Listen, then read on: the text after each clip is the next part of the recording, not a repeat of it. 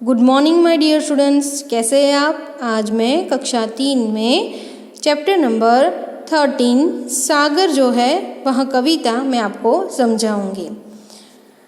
बच्चों, आपको सागर यानी कि दरिया किनारा जो हम कहते हैं, वहाँ दरिया कहते हैं, वहाँ उसमें नहाना और वहाँ पर जाना आप सभी को अच्छा लगता है। तो आपने देखा होगा कि सागर जो है वह तेज या मंद गति से लहराता रहता है। वहाँ पर जाना सभी को अच्छा लगता है। तो आओ बच्चों, ऐसे ही कविता जो सागर है वह मैं आपको समझाऊंगी। तो चलो समझते हैं। हरदम हंसता गाता सागर, तेज मंद लहराता सागर। तो यहाँ पर हरदम यानी कि ऑलवेज, हरदम शब्द का अंग्रेजी अर्थ है ऑलवेज। फिर है हंसना यानी कि टू लाफ। फिर यहाँ पर लहर यानी कि वेव, कि सागर जो है वहाँ ऑलवेज हंसता और गाता रहता है। उसकी लहरें आवाज़ करती है, मानो वो हंसता है।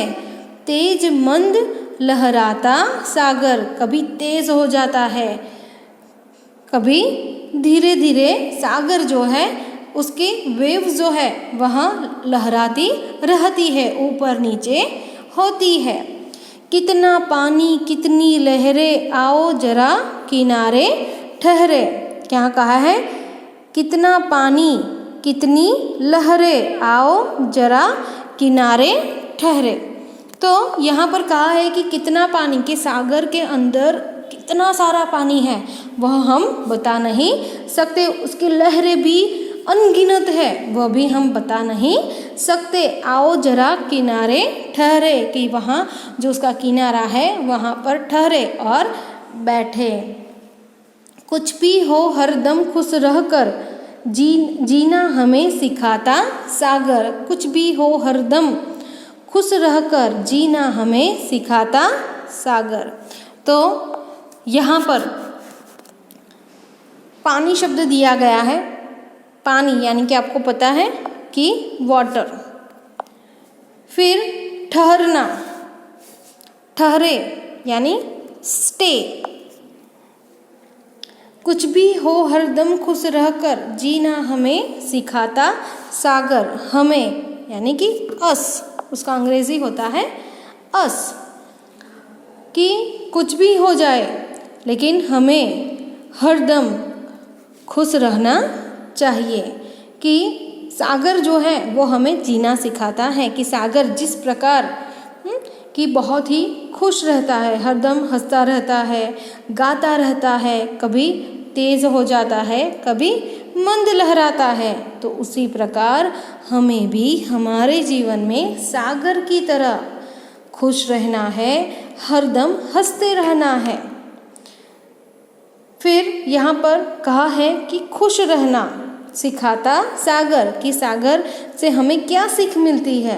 कि सागर से हमें यह सीख मिलती है कि हमें हरदम खुश रहना चाहिए। समझ में आई पोयम बच्चों? हाँ, तो चलो फिर से एक बार यह पोयम जो है वह हम गाते हैं। हरदम हंसता गाता सागर, तेज मंद लहराता सागर। हरदम हंसता गाता सागर, तेज मंद लहराता सागर। कितना पानी कितनी लहरें, आओ जरा किनारे ठहरे। कितना पानी कितनी लहरें, आओ जरा किनारे ठहरे। कुछ भी हो हरदम खुश रहकर जीना हमें सिखाता सागर। कुछ भी हो हरदम खुश रहकर जीना हमें सिखाता सागर। हरदम हंसता गाता सागर, तेज मंद लहराता सागर। हरदम हंसता गाता सागर, तेज मंद लहराता सागर। मज़ा आया बच्चों? हाँ, तो आपको भी घर पर अपने मम्मी और पापा के साथ यह पोयम जो है वह गानी है। तो चलो बच्चों, इसका स्वाध्याय, इसकी एक्सरसाइज जो है वह हम समझते हैं। लेखन करो, लेखन करो यानी कि आपको यहाँ पे जैसा लिखा है वैसा ही आपको शुद्ध अक्षरों में लिखना है। पहला सेंटेंस कौन सा है? सागर हरदम हंसता गाता है। तो यहाँ पे आपको वैसा का वैसा लिखना है। फिर सागर लहराता है, सागर लहराता है, तो वैसा का वैसा आपको यहाँ पे लिखना है। फिर सागर हमें जीना सिखाता है, सागर हमें जीना सिखाता है, आपको शुद्ध अक्षरों से यहाँ पे लिखना है।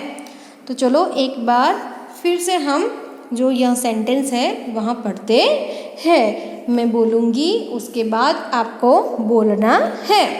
सागर हरदम हंसता गाता है। बोलो, सागर हरदम हंसता गाता है। दूसरा, सागर लहराता है। चलो बोलो, सागर लहराता है। फिर सागर हमें जीना सिखाता है। बच्चों मेरे साथ बोलो, सागर हमें जीना सिखाता है। समझ में आया आपको? हाँ, दूसरा प्रश्न हम समझते हैं। प्रश्न नंबर 2, हिंदी शब्द के सामने अंग्रेजी शब्द लिखो।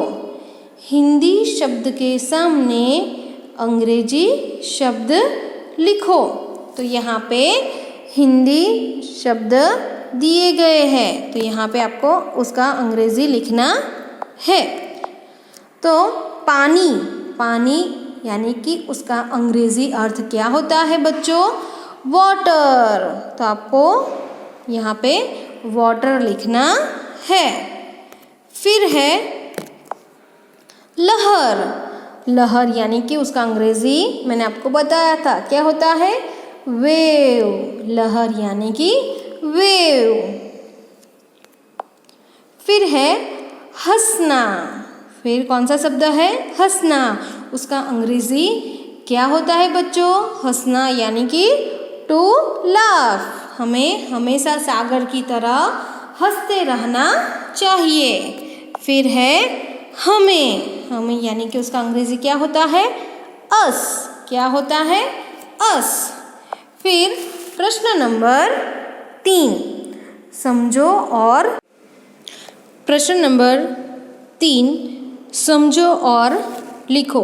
Understand and right. यहाँ पर एक और अनेक, जैसे कि यहाँ पे कहा है तारा, तो तारे, तो उसका बहुवचन।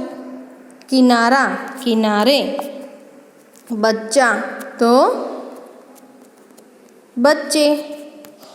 फिर पत्ता, पत्ते। खिलौना, तो खिलौने। रास्ता, तो अनेक अर्थ क्या होता? रास्ते। फिर लड़का, तो लड़के। फिर छाता, तो छाते। फिर दूसरा सागर, तो सागर ही रहेगा। बालक, तो बालक ही रहेगा। फूल, तो फूल ही